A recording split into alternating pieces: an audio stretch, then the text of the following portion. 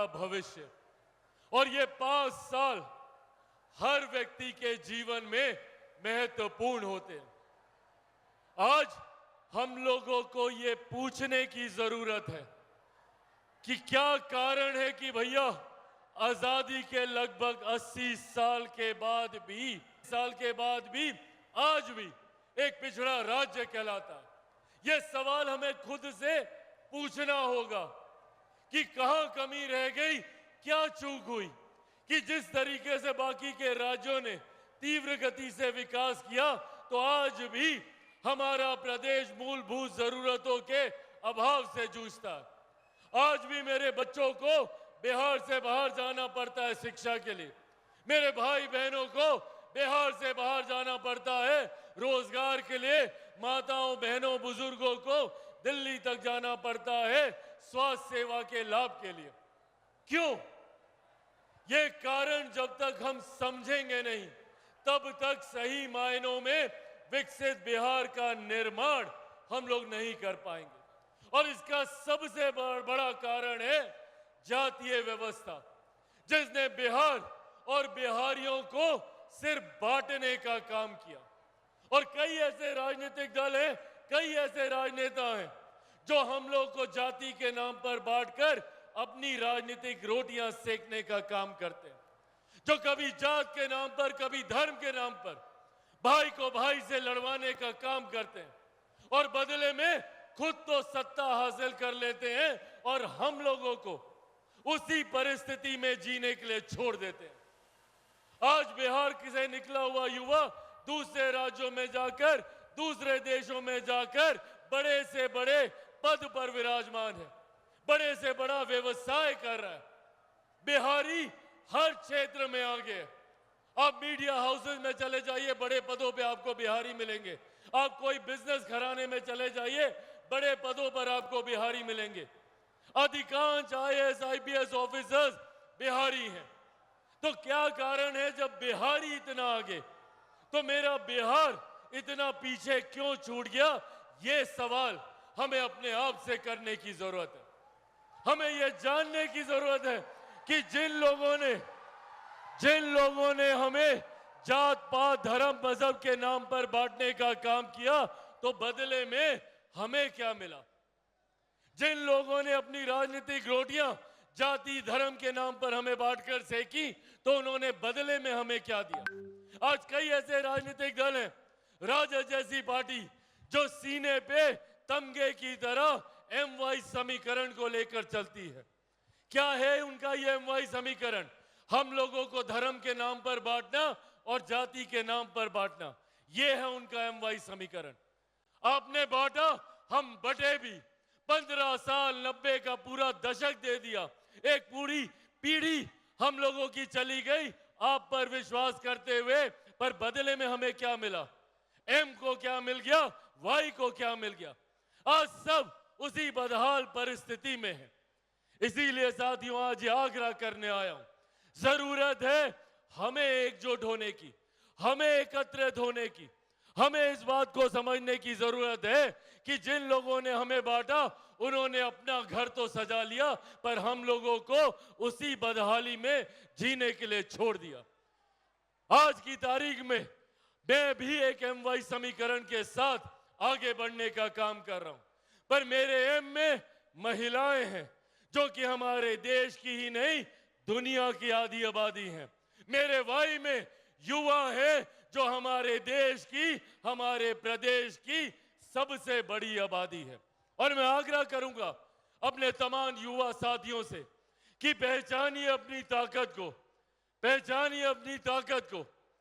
65% युवा बिहार में ऐसा है जिसकी आयु 35 वर्ष से कम है। अगर हम युवा एकजुट हो जाएं तो बिहार की विधानसभा में खड़े होकर आपकी समस्याओं का जिक्र करें। और इसी सोच के साथ हम लोगों ने बिहार फर्स्ट, बिहारी फर्स्ट, यहां के किसानों की समस्या हो, मेरे किसी भाई बहन बच्चा बच्ची को बिहार छोड़कर बाहर ना जाए। इन्होंने अपना पूरा जीवन बिहार बिहारियों के लिए समर्पित करने का कार्य किया। मेरे नेता, मेरे पिता आदरणीय रामविलास पासवान जी ने उन हर बुजुर्ग जिसने बिहार को विकसित राज्य बनने की सोच रखी, उनके सपनों को पूरा करने निकला हूं। हमारी पिछली पीढ़ी ने बहुत संघर्ष किया। अब जरूरत है इस संघर्ष पर पूर्ण विराम लगाने की। अनंत संभावनाएं हैं हमारे प्रदेश में, अनंत संभावनाएं हैं। हमारा प्रदेश अगर हम सब मिलकर एकजुट होकर अगर हम लोग कार्य करें तो हमारे देश का सबसे विकसित राज्य हमारा प्रदेश बन सकता है। इतनी क्षमता है हमारे राज्य में। पर दिक्कत यहां पर सिर्फ जात पात धर्म मजहब पर लोग काम करते हैं, विकास पर कोई काम नहीं करता। इसीलिए साथियों, मैं सब झेलने को तैयार हूं। आज चिराग पासवान से जितने विपक्षी दल हैं वो बैर क्यों रखते हैं, क्यों की बात करता हूं। और इसके लिए इन्होंने पूरी ताकत लगा दी कि कैसे चिराग पासवान को समाप्त किया जाए। षड्यंत्र पे फेंक दिया गया ये सोचकर कि चिराग पासवान डर जाएगा। नहीं डरा चिराग पासवान, क्योंकि जो लोग ये सोचते हैं कि इन बातों से चिराग पासवान सोच के साथ निकला हूं। कई राजनीतिक दल ऐसे हैं जो नहीं चाहते कि हमारे युवा पढ़ लिख जाएं। क्यों? क्योंकि जात पात धर्म मजहब में उलझाकर फिर अपने MY समीकरण को ये लोग साधने का काम करें। साथियों, एक और आने वाली पीढ़ी के उज्जवल भविष्य के लिए मैं कुछ भी करने को तैयार हूं। मैं किसी भी तरीके की तकलीफ सहने को तैयार हूं। बस मैं इतना चाहता हूं कि मेरी इस मुहिम में आप भी मेरा साथ दें। मैं चाहता हूं कि बिहार फर्स्ट, बिहारी फर्स्ट की सोच को आप लोग घर घर तक पहुंचाने का काम करें। चिराग पासवान अकेला इसमें बनेंगे। चिराग पासवान ऐसे नहीं, दोनों हाथ उठा के बताइए, बनेंगे चिराग पासवान? बनेंगे चिराग पासवान? बनेंगे चिराग पासवान? साथियों, बस मेरा साथ दीजिए। मुझे गर्व होता है कि भैया देश की एक बड़ी आबादी आज भी देश में 81 करोड़ मोबाइल फोन हर रिक्शा वाला, हर ठेला वाला के हाथ में हो। बैंगन के आगे बढ़ रहा है। और मैं खास तौर पे अपने युवा साथियों से, दूसरा गरीब जो गरीब होता जा रहा है, जब तक इस अमीरी गरीबी की खाई ना घबराए, आगे बढ़ने का काम कर रहा हूं।